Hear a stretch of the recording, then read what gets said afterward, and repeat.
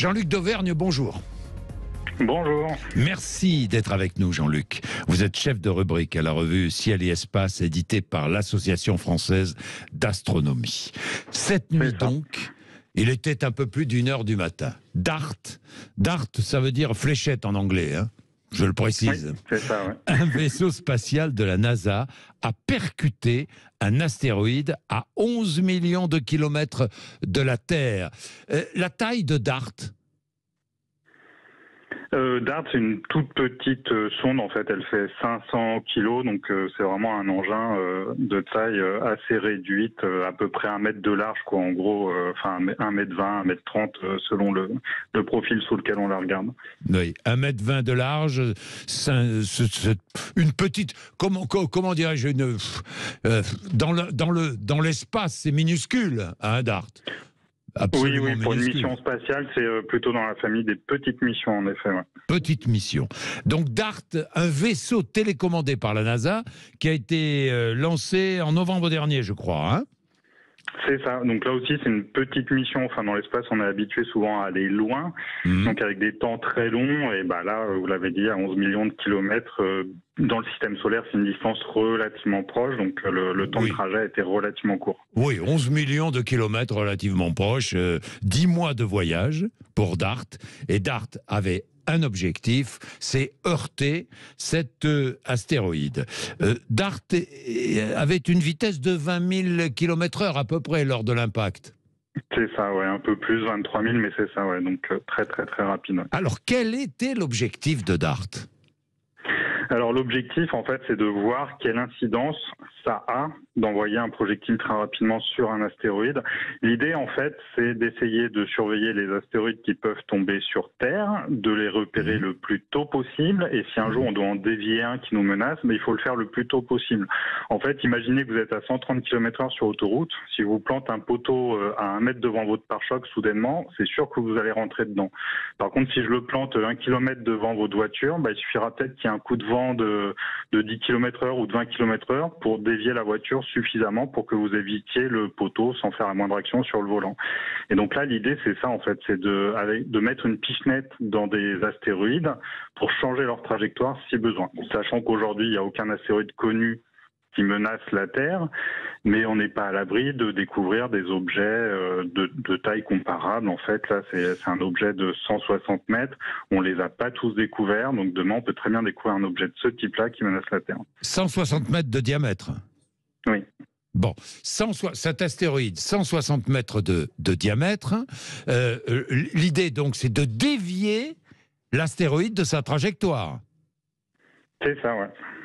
Donc, en le percutant, on le dévie de sa trajectoire. Oui. Alors là, du coup, on va mesurer l'incidence. En fait, il y a un côté très expérimental dans cette mission. Là, cet astéroïde-là ne nous menace pas.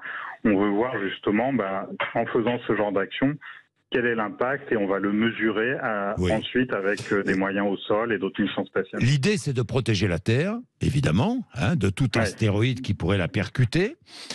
On a vu les images de l'approche. Cet astéroïde, c'est une surface rocailleuse, hein ? Oui, alors la surface est très irrégulière. Quand on a des objets de cette taille-là, c'est ce que les Anglais appellent souvent des rubble pies, c'est-à-dire que c'est des conglomérats de cailloux qui n'ont pas forcément de cohésion entre eux comme un béton. C'est-à-dire qu'un objet comme ça, à la limite, s'il subissait un choc, il pourrait se désagréger assez facilement. Là, c'est tenu par la force de gravité de l'objet, et évidemment, vu que l'objet est petit, c'est une force de gravité qui est faible. Qui est faible. Donc des rochers, un amalgame de rochers, surface rocailleuse, que DART est venu percuter. L'astéroïde n'a pas explosé, n'a pas été détruite.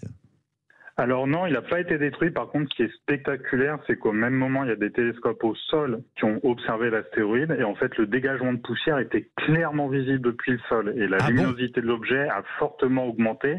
parce que la poussière dégagée a réfléchi la lumière du soleil, et en fait son éclat a augmenté quasiment d'un facteur, ça doit être quasiment un facteur 100 en ordre de grandeur. Je vous le dis à peu près, quoi, c'est peut-être 50, mais ça a augmenté fortement, et le panache de poussière est clairement visible. Donc ça, c'est assez impressionnant, et ça tend à montrer justement que l'objet n'a pas une très très bonne cohésion interne. On n'est pas rentré dans une boule de pétanque, en fait. Une boule de pétanque, on aurait plutôt détruit l'impacteur. Là, on a aussi fait un bobo, entre guillemets, à l'objet percuté, quoi. À l'objet, à cet astéroïde de 160 mètres de diamètre, lui-même satellite d'un astéroïde plus gros, d'ailleurs, hein, Jean-Luc Dauvergne. Oui, c'est ça, ouais. Bon, j'imagine, un astéroïde menace la Terre. Là, il y a immédiatement coopération internationale pour essayer d'intervenir et d'intercepter. Oui, c'est ça. Alors déjà, il y a un effort international pour essayer de les trouver. Il y a même des astronomes amateurs qui participent à ça, à observer le ciel. Et c'est de plus en plus avec des moyens professionnels que ces objets sont recherchés. Et après, du coup, si un objet menaçant est détecté, là, en l'état actuel, on n'a justement pas forcément les moyens d'agir. C'est-à-dire que si on prend le cas de ce qui s'est passé en Russie à Tcheliabinsk en 2013, il y a un objet de 17 mètres de diamètre qui est arrivé vers la Russie. Il a été détecté moins de 24 heures avant. Là, on peut rien faire. Oui. Et donc le but, c'est de connaître le plus possible ces objets-là. Descendre à des objets d'une taille de 17 mètres, c'est compliqué. Mais un objet de 17 mètres, il a cassé des vitres. En gros, l'onde de choc a cassé des vitres. Elle a fait quelques dégâts dans la ville, mais ça reste encore raisonnable. Il n'y a pas eu de victimes humaines, malgré le fait que la zone soit habitée. Par contre, si on va sur des objets de la taille de Dimorphos, là, par exemple, une centaine de mètres, là, on a un impact qui commence à devenir assez important. Donc, l'idée, c'est vraiment de connaître ces objets-là maintenant.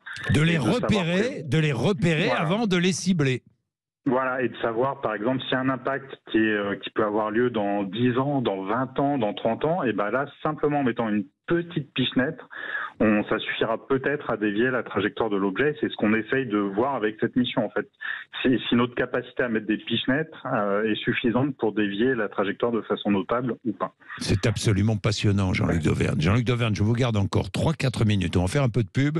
Ludovic, à moins que je prenne... Non, je vais prendre Ludovic tout de suite. Il est à Rochefort. Bonjour Ludovic. Bonjour Jean-Jacques. Vous entendez Jean-Luc Dauvergne, hein, c'est passionnant, mais vous connaissez ça, vous êtes passionné vous-même, Ludovic, par ce qui se passe dans l'espace. Oui, je suis passionné et en plus j'ai eu la chance de travailler pour la Cité d'Espace à Toulouse à la fin des années 90, donc c'est un domaine que j'apprécie et je pense que la conquête spatiale est un domaine qui a été vu longtemps par les hommes comme quelque chose d'extraordinaire. Oui. Alors là, cette expérience, ce vaisseau spatial de la NASA, cette fléchette, DART, ça veut dire fléchette, je le répète, en anglais. Ce vaisseau spatial kamikaze qui est allé toucher cet astéroïde pour essayer de faire dévier l'astéroïde de sa trajectoire. C'est formidable, ça, hein, Ludovic ? C'est formidable, c'est une mission scientifique cruciale pour l'avenir de la Terre, même si c'est à plus de 100 ans. Il faut pas oublier que la disparition des dinosaures il y a plus de 60 millions d'années est due à une météorite. Il ne faut pas oublier également que la Lune, il me semble, elle nous protège de la ceinture d'astéroïdes, d'environ 30 000 astéroïdes qui sont entre Mars et Jupiter.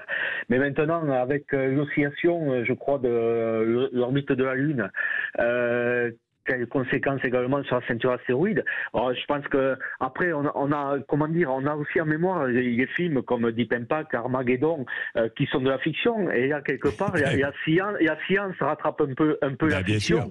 Et la réalité rattrape la fiction. Voilà, en anticipant un besoin qui peut s'avérer nécessaire. Évidemment.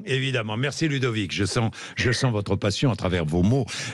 Jean-Luc Dauvergne, oui, ça passionne tous ceux. Mais dites-moi, ça relativise ce que nous vivons sur notre terre, hein, les guerres, etc., hein, tout ça. Ça prouve que nous ne sommes pas grand-chose, finalement, Jean-Luc Dauvergne. Oui, c'est sûr. Après, là, il faut avoir conscience qu'on travaille un peu pour les générations futures, c'est-à-dire qu'à l'échelle d'une vie humaine, ce genre d'événement a peu de chances d'arriver. J'ai mentionné celui qui a eu lieu en Russie. Il y en a eu un plus important en Russie au début du XXe siècle. C'était en Sibérie, donc il n'y a pas eu de victimes. Par contre, il y a eu une zone dévastée qui était grande.